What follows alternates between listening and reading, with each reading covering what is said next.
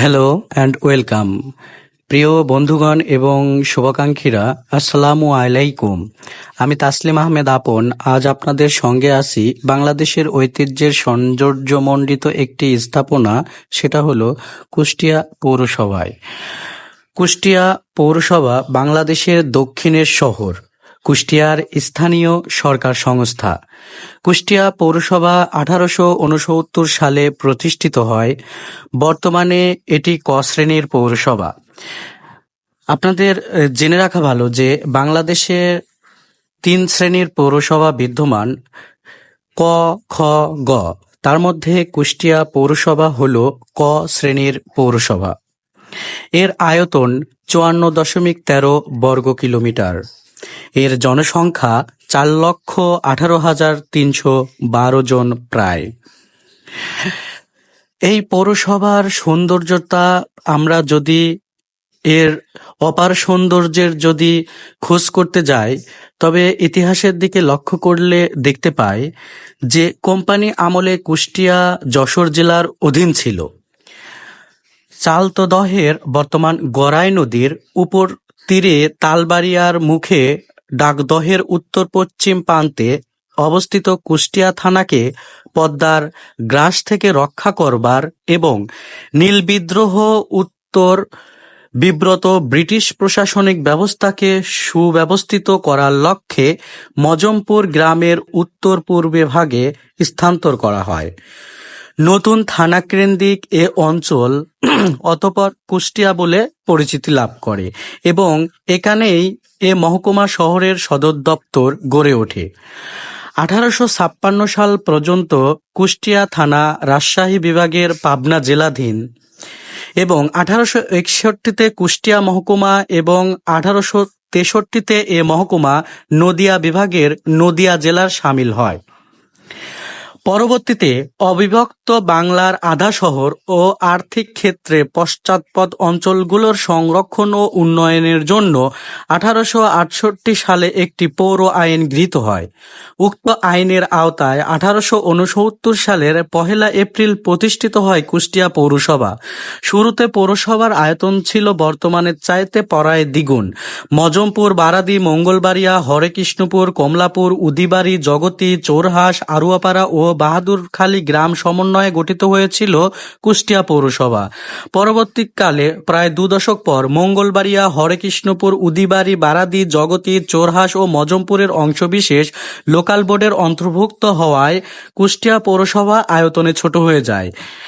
এর প্রায় 100 বছর পর অর্থাৎ 1981-তে পৌর এলাকা আবার সম্প্রসারিত হয়। যুক্ত হয় উত্তরলাহিনী, হরিশঙ্করপুর, কালীশঙ্করপুর, হাউজিং অ্যাটেস্ট এবং চোরহাস অংশবিশেষ। শুরুতে পৌরসভা সরকারের মনোনীত ব্যক্তিদের দ্বারা পরিচালিত হতো। তৎকালীন প্রেসিডেন্ট ম্যাজিস্ট্রেট ও কালেক্টর এফ.ডব্লিউ. গিবল কুষ্টিয়া পৌরসভার প্রথম প্রশাসক। কিন্তু 1884 সালের পৌর আইনের দ্বারা নির্বাচনের ব্যবস্থা করা হয়। অবশ্য সবাই ভোটার হতে পারত না। পৌর এলাকায় বসবাসরত কমপক্ষে 1 বছর ন্যূনতম 18 বছর বয়স্ক পুরুষ করদাতাবৃন্দ বিশেষ শর্তাধীনে ভোটার হতো। মহিলাদের সে সময় ভোটার অধিকার ছিল না। 1884 সালের তৃতীয় আইনে পৌর এলাকায় শিক্ষা, স্বাস্থ্য, রাস্তাঘাট প্রভৃতি জনহিতকর কাজের দায়িত্ব পৌরসভার উপর ন্যস্ত হয়। এর ফলে প্রয়োজনীয় অর্থ সংস্থানের জন্য পৌরসভা গৃহ ও জমি, পশু ও গাড়ি, পেশা ও ব্যবসা, জল সরবরাহ, রাস্তা আলোককরণ, কনজারভেন্সি, ব্যক্তিকর ও বিধিখাত সমূহ থেকে কর ও ফি আদায় করতে পারত। এইভাবে শুরু হয় কুষ্টিয়া পৌরসভার প্রশাসনিক কার্যক্রম। আপনারা এই মুহূর্তে যে বিল্ডিংগুলা দেখতে পাচ্ছেন এবং এর সৌন্দর্যটা দেখতে পাচ্ছেন, সেই কোম্পানি আমলের তৈরি করা এই বিল্ডিংগুলো যে কি সৌন্দর্যের ধারক ও বাহক হয়ে রয়েছে, যা আমরা দেখলেই দেখতে পাই। আমার মানহা তো প্রায় খেলা শুরু করে দিয়েছে। এখানে দেখতে পাচ্ছেন যে গোল্ডফিশ বা অ্যাকোরিয়াম জাতীয় পৌরসভার ভিতরে যে ড্রেনেজ ব্যবস্থা আছে, সেইখানে ড্রেনের মতো করে এই গোল্ডফিশ গুলা অ্যাকুরিয়াম আকারে সুন্দর করে এখানে স্থাপন করা হয়েছে। দেখতে খুবই সুন্দর এবং অনেক অনেক অনেক আকর্ষণীয়। বিল্ডিংটা এতটা পুরাতন হওয়া সত্ত্বেও বিল্ডিং এর প্রত্যেকটা কক্ষ, প্রত্যেকটা স্থাপনা, প্রত্যেকটা দেওয়াল এর সৌন্দর্যতা সেই আগের মতোই, সেই শত বছরের পুরাতন হলে পরেও সেই আগের মতোই নতুন চকচকে ঝকঝকে রয়েছে, আমরা যা লক্ষ্য করলে দেখতে পাই। মানহা তো মাছ ধরার জন্য উঠে পড়ে লেগেছে।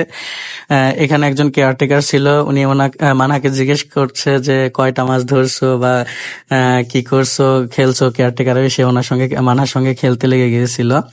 তো যাই হোক, যে ভবনগুলা দেখতে পাচ্ছেন এগুলা হচ্ছে প্রশাসনিক ভবন। এই ভবনগুলাতে মূলত যে বর্তমানে যে ভবনটা দেখতে পাচ্ছেন এই ভবনে কাউন্সিলররা বসে, এবং এখানে একটি খেলার মাঠ রয়েছে ভবনের এরিয়াতে।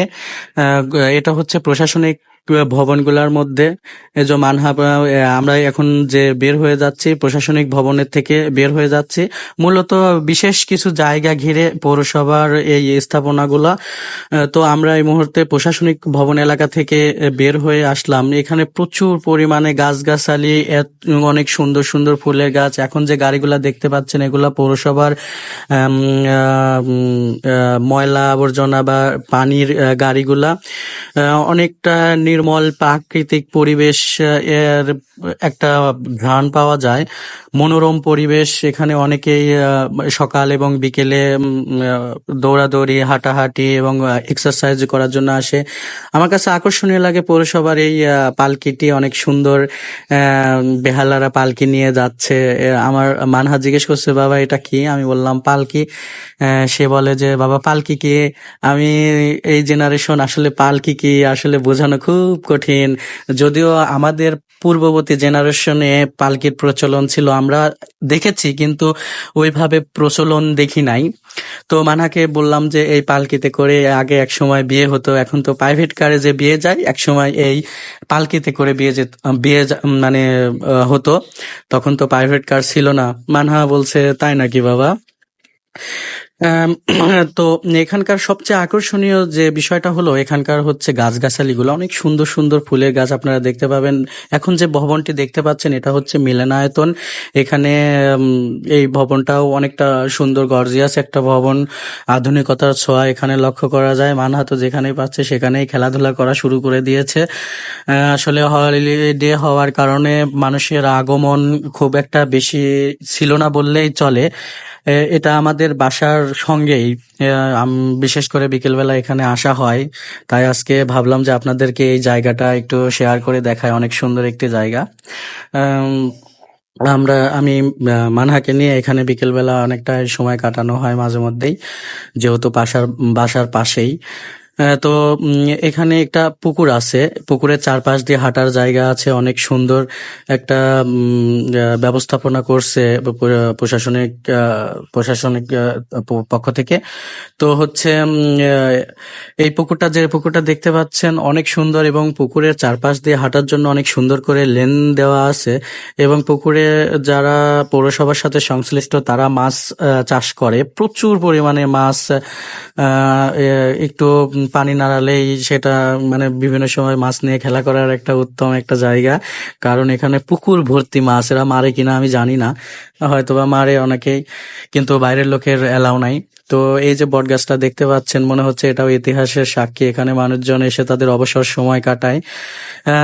পৌরসভার প্রশাসনিক ভবনের পিছনের সাইডের এই দেওয়ালটি দেখতে পাচ্ছেন যে কি পরিমাণ কারুকার্য। এই এখানকার দেওয়ালগুলা অস্থির একটা সৌন্দর্যতা এবং কাজের দক্ষতা আমরা লক্ষ্য করে দেখতে পাই যে মানুষের হাতের কাজ কি পরিমাণ সুন্দর হতে পারে।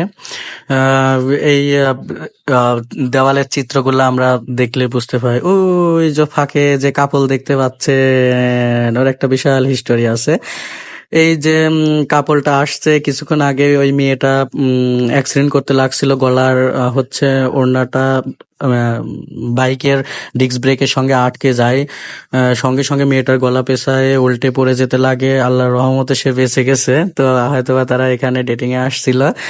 তো যাই হোক, তাকে রেস্কিউ করা হয়েছে। খুব মানে অন্যরকম একটা পরিস্থিতি তৈরি হয়েছিল ঘটনাটা ৬ রাস্তার মোড়ে। তো যাই হোক, সবাইকে আল্লাহ তাআলা সুস্থ রাখুক। আমরা এই মুহূর্তে পৌরসভা ভবন থেকে বের হয়ে যাচ্ছি। আপনারা দেখতে পারলেন আমার এবং আমার মেয়ে মানহার সঙ্গে আপনাদের থাকার জন্য অনেক অনেক ধন্যবাদ। জায়গাটা অনেক সুন্দর, আপনাদের আসার দাওয়াত রইল, বেড়ায় যাবেন। তো সবকিছু মিলায়ে মাশাল্লাহ। তো সবাই ভালো থাকুন, সুস্থ থাকুন। আল্লাহ হাফেজ, টাটা।